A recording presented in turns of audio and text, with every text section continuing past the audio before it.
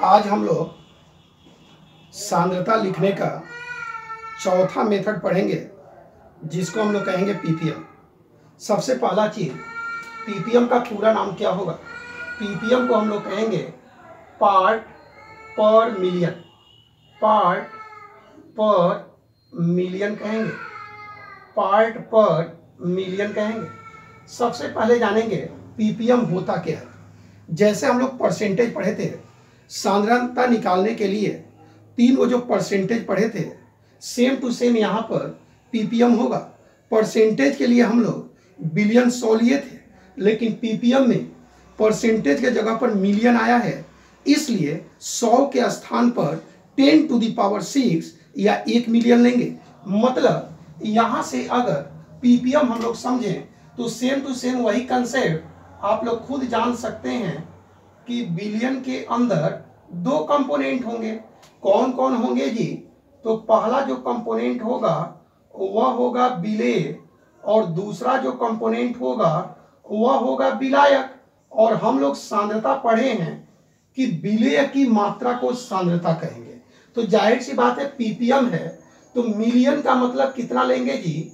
Billion 1 million लेंगे, और 1 million का मतलब क्या होगा? 10⁶। इसका मतलब 1 के बाद कितना जीरो? 6 गो जीरो। यहाँ पर विलेय का ले लेंगे पार्ट। अब यहाँ से देखिए कितना आसान हो गया कि पीपीएम किसे कहेंगे। 1 मिलियन बिलियन में उपस्थित विलेय के कुल पार्ट को पीपीएम कहेंगे, या 1 मिलियन कहें और चाहे 10⁶ कह लें। इसका मतलब 10⁶ पार्ट, या 1 मिलियन बिलियन में उपस्थित विलेय के पार्ट को पीपीएम कहेंगे। अब बात ये हो रही है कि पीपीएम निकालेंगे कैसे? तो बाबू, पीपीएम निकालने का फॉर्मूला क्या होगा? जैसे कल परसेंटेज हम लोग निकाले थे, बताइए न्यूमरेटर में क्या रखते थे? विलेय रखते थे। तो यहाँ पर हम रखेंगे विलेय के पार्ट, ऊपर रखेंगे विलेय के पार्ट, बटा डिनोमिनेटर में क्या रखेंगे जी? तो रखेंगे बिलियन। तो यहाँ पर हो गया बिलियन के पार्ट। और परसेंटेज होता था तो 100 से गुणा करते थे, मिलियन है तो कितने से गुणा करेंगे? 10⁶ से। इसका मतलब क्या हो गया? यहाँ पर हो गया कि पीपीएम का फॉर्मूला विलेय के पार्ट बटा बिलियन के पार्ट गुणे 10⁶। अब हम बात करेंगे एक एग्जाम्पल की। यहाँ पर एक एग्जाम्पल थोड़ा सा देखिएगा कि अगर किसी क्वेश्चन में ये कह रहा है 0.4 ppm फ्लोराइड आयन की सांद्रता बताइए, की सांद्रता बताइए। तो जाहिर सी बात है कि अभी आप लोग समझे थे कि पीपीएम होता क्या था। पीपीएम का मतलब क्या? 1 मिलियन में। तो सेम टू सेम यहाँ पर इसका मतलब क्या हो जाएगा कि 0.4 पार्ट फ्लोराइड आयन है। कितने में है जी? तो 10⁶ पार्ट में है। इसका मतलब अगर परसेंटेज कहता तब तो 100 में उतना होता, लेकिन यहाँ पर मिलियन है। पीपीएम, एम मतलब मिलियन, तो मिलियन का मतलब कितने पार्ट में? 10⁶ पार्ट में। तो अब यहाँ से हम लोगों का पीपीएम क्लियर हो गया होगा। तो एक बार मैं बात करूंगा कि बिलियन लिखने के लिए हम लोग टोटल 9 गो सांद्रता पढ़े थे। 9 गो में चौथा सांद्रता आज जो हम पढ़ रहे थे पीपीएम था, और पीपीएम हम लोगों को बहुत अच्छे तरह से समझ में आ गया। क्योंकि अंतर कितना है? अगर परसेंटेज होता तो 100 निकालते हैं, लेकिन मिलियन है तो 10⁶ निकालते हैं। अब हम पांचवा सांद्रता का मेथड पढ़ेंगे, और इसको हम लोग कहेंगे, उसको कहेंगे मूल अंश। मूल अंश, पांचवा जो सांद्रता का टाइप पढ़ेंगे उसको हम लोग मूल अंश कहेंगे। और मूल अंश को हम लोग इंग्लिश में क्या कहते हैं जी? तो कहते हैं मोल फ्रैक्शन। अब हम लोग जानेंगे मोल फ्रैक्शन क्या है। मोल फ्रैक्शन क्या है? तो पहला चीज आप लोग रटिए कभी भी मत, कॉन्सेप्ट जितना दूं उसको बस देखते जाइए, सब के सब कुछ वीडियो देखते समय ही आपको याद हो जाएगा। यहाँ पर मैं बात करूंगा मूल अंश क्या होता है। इसके लिए सबसे पहला चीज एक मिश्रण ले लीजिए। मिश्रण का मतलब क्या होगा जी, एक से अधिक चीज को मिला दीजिए। मतलब यहाँ पर एक पदार्थ ए ले लिए, दूसरा पदार्थ बी ले लिए और तीसरा पदार्थ सी ले लिए, तीनों को आपस में मिला दिए और मिलाने के बाद एक बन गया हमारा मिश्रण। तो सबसे पहला चीज मूल अंश क्या होता है। तो मूल अंश क्या होगा जी, तो मूल अंश क्या है, किसी भी मिश्रण में एक कंपोनेंट के मोल और कुल मोल के रेशियो को मूल अंश कहते हैं। तो मूल अंश क्या होता है, किसी भी मिश्रण में एक कंपोनेंट के मोल और कुल मोल के अनुपात को, कुल मोल के रेशियो को मूल अंश कहेंगे। अब हम बात करेंगे कि मूल अंश को किस लेटर से डिनोट करते हैं। तो मूल अंश को डिनोट करने का तरीका 100 होता है। अगर इसमें हमको फॉर्मूला पूछा जाए कि मूल अंश कैसे निकालेंगे, मान लीजिए अगर हमको ए का मूल अंश निकालना हो, तो अभी हम लोग पढ़े थे कि मूल अंश होता क्या है, एक कंपोनेंट के मोल और कुल मोल। सेम टू सेम यहाँ पर अगर ए का मूल अंश निकालना हो तो न्यूमरेटर में ए का मोल रखेंगे और मोल को हम लोग लिखते हैं एन से। इसका मतलब ए का मोल, तो न्यूमरेटर में किसका मोल, ए का मोल, और डिनोमिनेटर में टोटल मोल, टोटल मोल। तो यहां पर हमारा क्या हो गया कि मूल अंश निकालने का फॉर्मूला, जिस कंपोनेंट का मूल अंश निकालना है उसका मोल न्यूमरेटर में रख दीजिए, मतलब अंश में रख दीजिए, और टोटल को रख दीजिए डिनोमिनेटर में, मतलब हर में रख दीजिए। इसी तरह से अगर हमको बी का मूल अंश निकालना हो तो आप देखकर बना सकते हैं। बताइए ऊपर किसका मोल, तो ऊपर हो जाएगा बी का मोल, ऊपर हो जाएगा बी का मोल बाई नीचे क्या होगा जी, टोटल मोल होगा, नीचे क्या होगा, टोटल मोल होगा। इसी तरह से अगर सी का निकालना हो तो क्या हो जाएगा, ऊपर न्यूमरेटर में हो जाएगा सी का मोल और डिनोमिनेटर में क्या हो जाएगा जी, टोटल मोल हो जाएगा, नीचे डिनोमिनेटर में क्या होगा, टोटल मोल। इसका मतलब for the calculation of mole fraction in any question first we use the formula this and this. इसका मतलब मूल अंश हम लोगों को समझ में आ गया होगा। अब हम थोड़ा सा आगे बात करें कि एक अगर मिश्रण बना लें और उस मिश्रण में यहाँ पर तो 3 कंपोनेंट हैं, चाहे जितना भी कंपोनेंट ले लें, तो एक कॉन्सेप्ट होती है कि एक मिश्रण के अंदर कुल कंपोनेंट के एडिशन, सम, योग हमेशा 1 होगा। इसका मतलब अगर इस मिश्रण में ए का मोल फ्रैक्शन ले लें प्लस बी का मोल फ्रैक्शन ले लें प्लस सी का मोल फ्रैक्शन ले लें और टोटल को ऐड करें तो कितना आना चाहिए जी, 1 आना चाहिए। तो एक कॉन्सेप्ट हमको याद हो गया कि sum of mole fraction of all the component in the any mixture is always 1। इसका मतलब यहाँ पर मूल अंश हम लोगों को क्लियर हो गया है।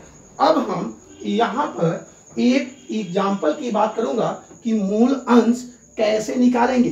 तो मूल अंश आप लोग देख चुके हैं कि जिस कंपोनेंट का निकालना हो उसका मूल अंश का निकालने का फॉर्मूला, जिसका निकालना है उसका मूल न्यूमरेटर में और टोटल मोल को किस में रखेंगे, डिनोमिनेटर में। अब हम थोड़ा सा यहाँ पर क्वेश्चन की बात करेंगे, कुछ क्वेश्चन एग्जाम्पल के तौर पर देखेंगे कि मूल अंश निकलेगा कैसे। अगर आप लोग मेरे वीडियो को देख रहे होंगे तो सबसे पहले यही कहना चाहूँगा कि जितना भी देखते हैं कॉपी और पेन ले करके बैठिए और उसको देखते जाइए, लिखते जाइए, तो देखिए आपसे टोटल के टोटल न्यूमेरिकल बन जाएंगे। आप लोग कभी भी बनाकर देख लीजिए। अब हम यहाँ पर बात करेंगे, एक एग्जाम्पल के थ्रू क्वेश्चन को सॉल्व करेंगे। मान लीजिए हमारे पास एक एग्जाम्पल दिया है। एग्जाम्पल में दिया है कि एक मिश्रण के अंदर ऑक्सीजन हमारा 2 मोल है,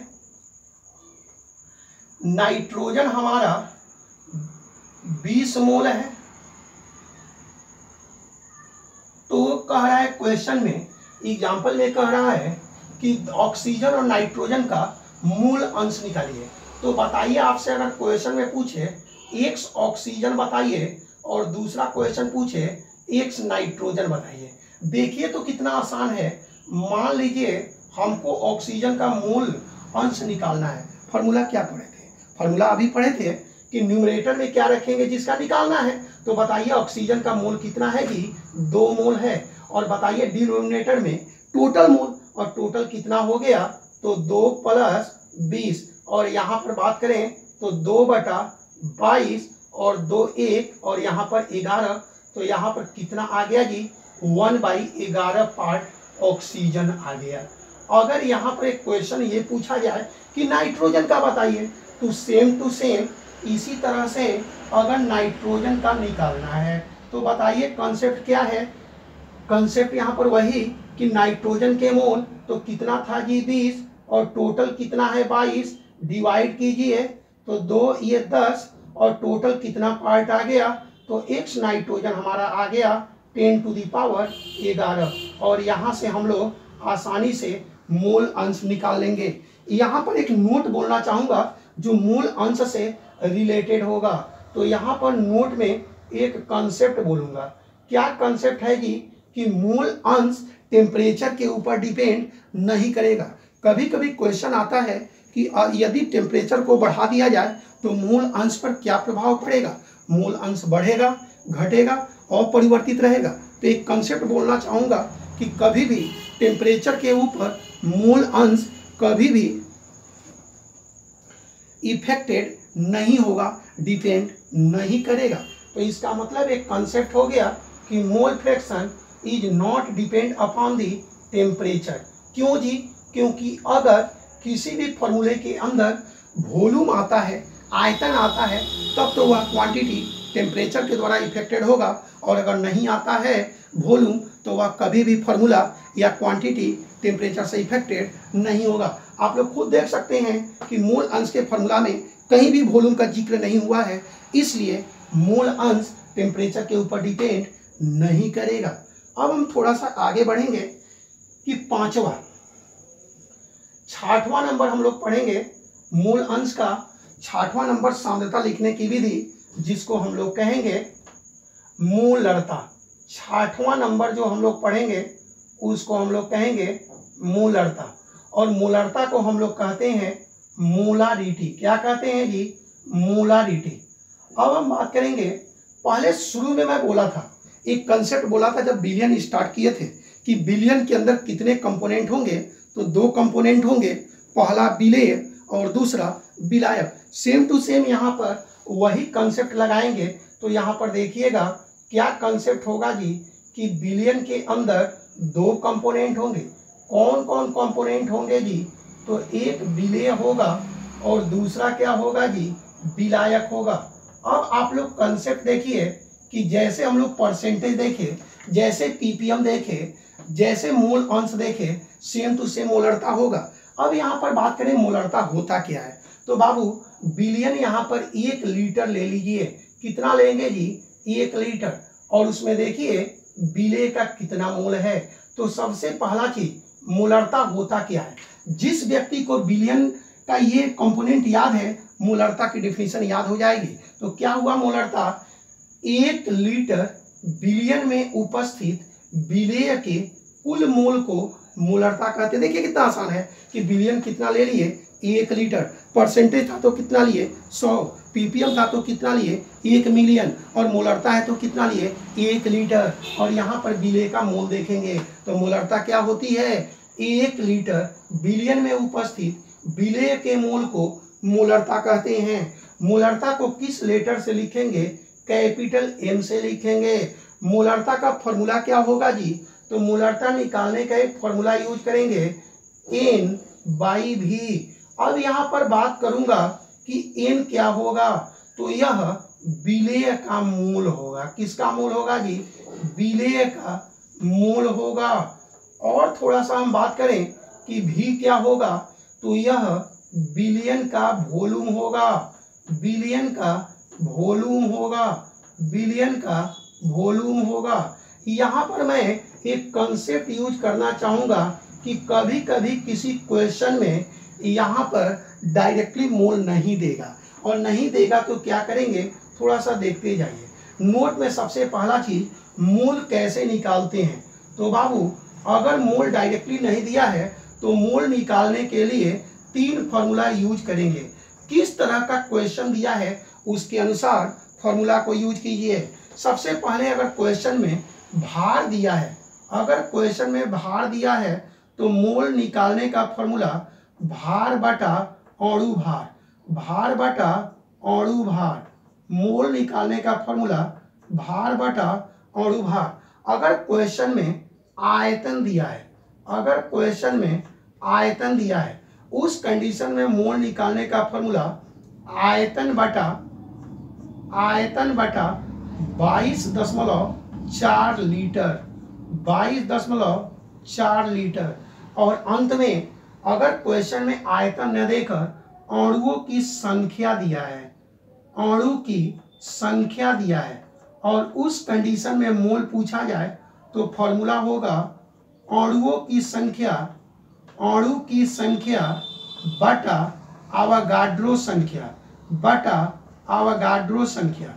अगर इस अवोगाड्रो संख्या का वैल्यू याद करना हो तो 6.022 इंटू 10⁻23 होगा, 10⁻23 होगा। यहाँ पर कभी कभी बच्चों को ये प्रॉब्लम होती है कि -23 याद कर लेते हैं। बाबू पहला चीज याद रखिए कि संख्या कभी भी माइनस में नहीं होती, और इसलिए यहाँ पर माइनस नहीं आएगा। तो ये 3 फार्मूला हो गया मोल का। तो नोट फर्स्ट में मोल का 3 फार्मूला। क्यों?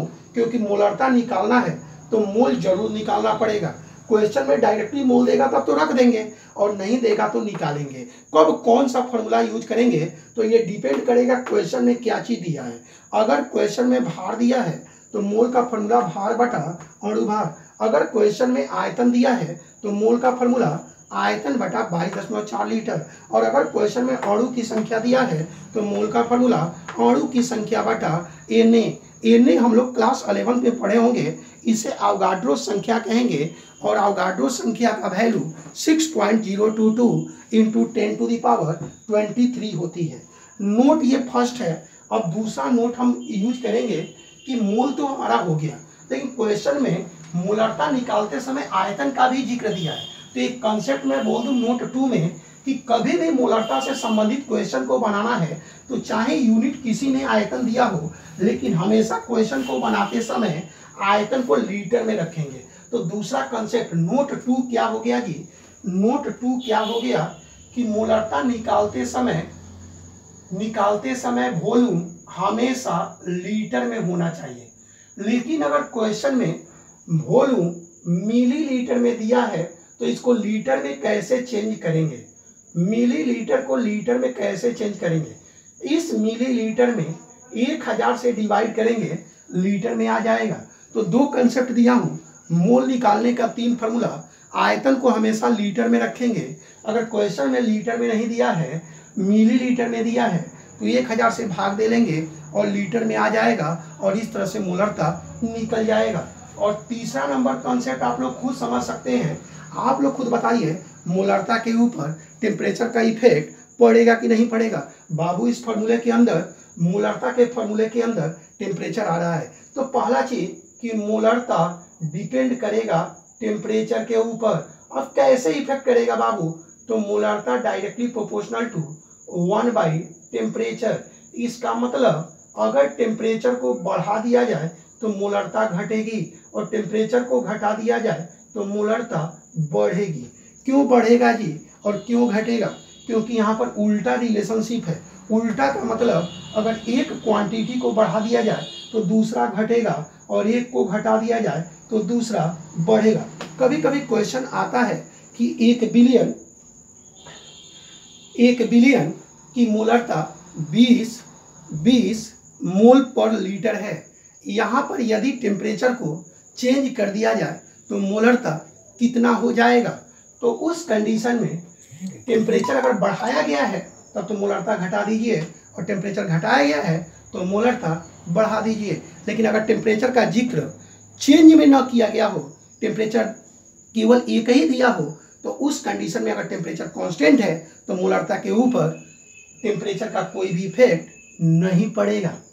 अब हम थोड़ा सा बात करें यहाँ पर एक एग्जाम्पल के थ्रू थोड़ा सा क्वेश्चन को देखेंगे। मान लीजिए हमारे पास बहुत आसानी क्वेश्चन बोलेंगे, थोड़ा सा देखिएगा। क्वेश्चन दिया है कि 20 मोल सोडियम क्लोराइड को 20 मोल सोडियम क्लोराइड को पानी में घोला गया। पानी में घोल करके एक बिलियन बनाया गया। इस बिलियन का आयतन 200 मिलीलीटर प्राप्त हुआ। तो क्वेश्चन कह रहा है इस बिलियन के लिए मोलरता बताइए। तो कंसेप्ट आपको याद है, पहले बोलिए कि मोलरता का कंसेप्ट क्या है। फॉर्मूला आपको याद है N/V।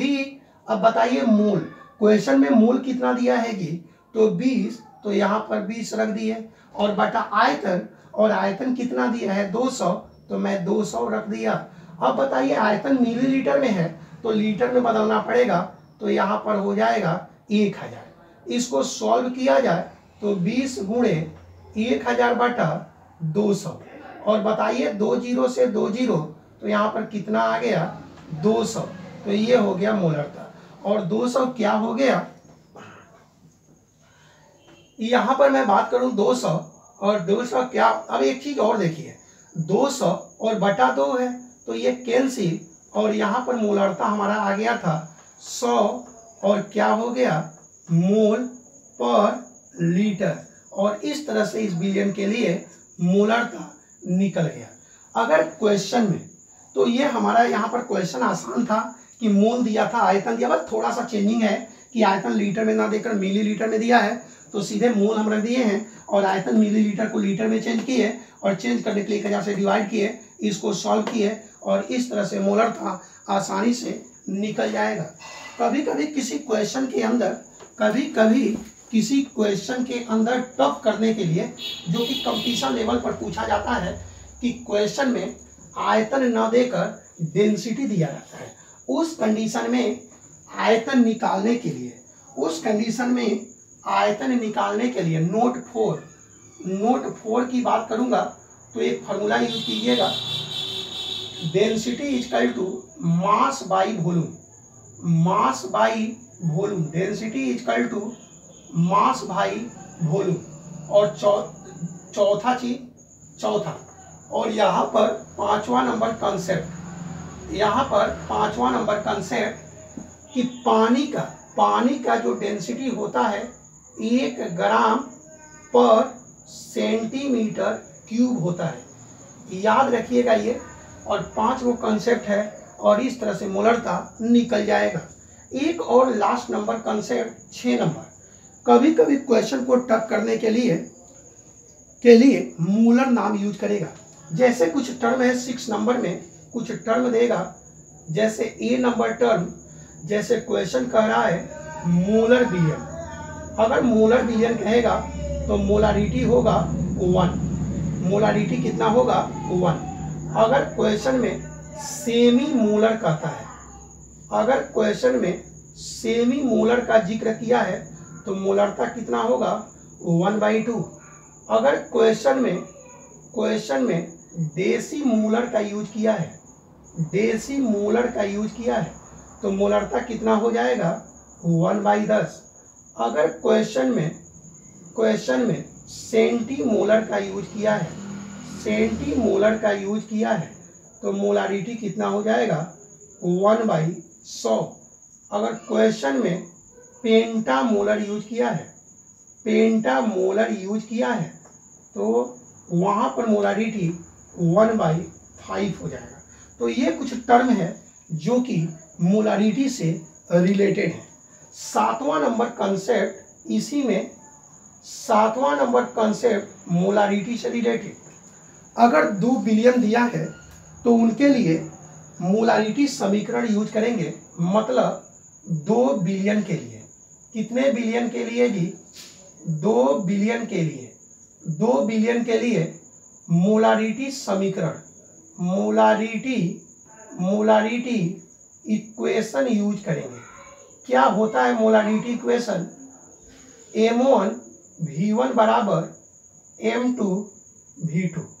यहाँ पर बाबू बात करूंगा कि M1 क्या होगा, पहले बिलियन का मोलरता होगा। कौना बिलियन का होगा जी, पहले बिलियन का, पहले बिलियन का, पहले बिलियन का मोलरता होगा, पहले बिलियन का मोलरता होगा। अगर V1 की बात करूं, V1 की बात करूं तो पहले बिलियन का, पहले बिलियन का आयतन होगा, पहले बिलियन का आयतन होगा। अगर मैं M2 की बात करूं तो M2 क्या होगा जी, दूसरे बिलियन की मोलरता होगा। M2 क्या होगा, दूसरे बिलियन की, दूसरे बिलियन की मोलरता होगा, मोलरता होगा। और अगर आयतन की बात करूं तो दूसरे बिलियन की आयतन होगा। और लास्ट नंबर कॉन्सेप्ट, आठवां नंबर, आठवां नंबर कॉन्सेप्ट, अगर एक ही पदार्थ के दो बिलियन को आपस में मिलाकर तीसरा बिलियन एक मिश्रण बनाया जाए और इस बिलियन की मोलारिटी पूछे तो फॉर्मूला होगा M3V3 is equal to M1V1 plus M2V2। और यहाँ से मोलारिटी कैसे निकालेंगे तो M1V1 plus M2V2 by V3। एक चीज मैं बोलूंगा यहाँ पर कि V3 हमेशा टोटल वॉल्यूम होगा, टोटल वॉल्यूम होगा। टोटल का मतलब सम ऑफ V1 प्लस V2 होगा। अगर इतना कंसेप्ट समझ गए तो मोलरता के क्वेश्चन की औकात नहीं है कि आपसे क्वेश्चन सॉल्व हो जाए, सॉल्व न हो जाए। एक एक क्वेश्चन आप सॉल्व कीजिए, नहीं होता है तो तुरंत मेरा वीडियो देखते समय कमेंट कीजिए कि आप सर सही नहीं पढ़ा रहे हैं। अगर मेरा स्पीड थोड़ा सा फास्ट हो तो जरूर इसको बोलिएगा कि सर आपका स्पीड फास्ट है, हमको समझ में नहीं आ रहा है। अगर स्पीड फास्ट नहीं है, अगर स्लो है तो जरूर बोलिएगा कि सर स्पीड आपका स्लो है, थोड़ा सा फास्ट कर दीजिए। अब हम इसके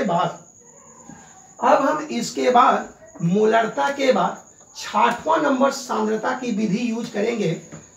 छठवां नंबर, और छठवां नंबर जो होगा उसको कहेंगे मोललता। क्या कहेंगे जी, मोललता कहेंगे। नंबर आप लोग देख लीजिएगा, 6 हो या 7 हो, लेकिन यहाँ पर यूज कीजिएगा मोललता। 7 नंबर सांद्रता की जो विधि होगा उसको हम लोग कहेंगे मोललता। 7 नंबर नया शुरू कर लेना। ठीक है, हाँ वो हो गई बा 28 सेकंड, फिर नया भइल बा। चलो ठीक है, तो रोक दी। हाँ रोक दो। चलो ठीक है।